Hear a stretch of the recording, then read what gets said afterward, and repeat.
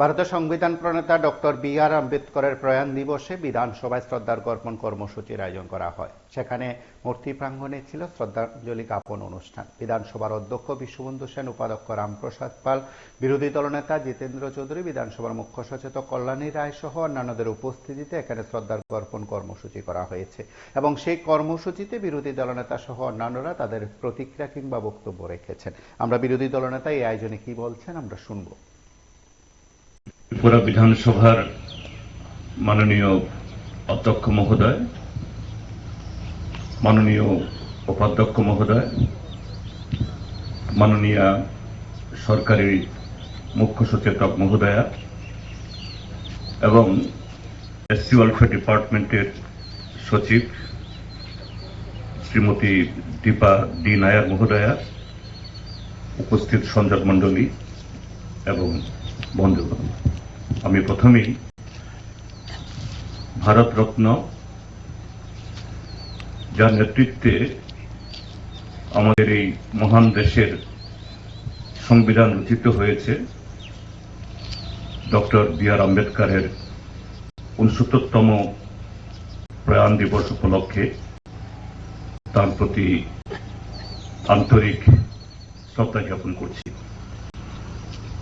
আমরা doctor B.R.. আম্বেদকরকে যেদিনই আমরা স্মরণ করি, তার প্রয়াণ দিবস, তার জন্মদিবস বা যে কোনো অনুষ্ঠানে, একটা জিনিস গোটা জাতি আমরা অত্যন্ত কৃতজ্ঞতার সাথে স্মরণ করি, তিনি এই দেশের যে সংবিধান রচনার নেতৃত্ব দিয়েছেন,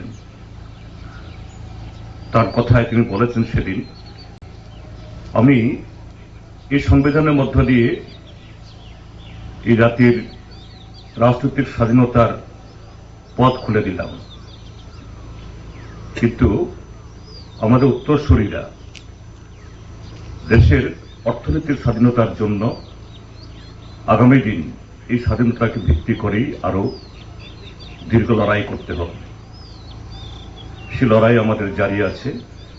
তো সেদিক থেকে আজকের এই দিনে সেখানে যখন আমরা তার প্রয়াণ দিবস স্মরণ করছি, অবশ্যই সে কথা আমাদের সমস্ত লড়াইয়ের সংগ্রামে, আচরণে, চিন্তায়, ভাবনায়, স্বপ্নে, সব দিক থেকে যাতে সে অর্থনৈতিক স্বাধীনতা, যেটাকে খুব সুন্দর ভাষায় তিনি এটাকে বলেছেন সোশ্যাল জাস্টিস, সামাজিক ন্যায়, সে সামাজিক ন্যায় প্রতিষ্ঠার শপথ, অঙ্গীকার আজকের এই প্রয়াণ দিবসে আমরা নেব।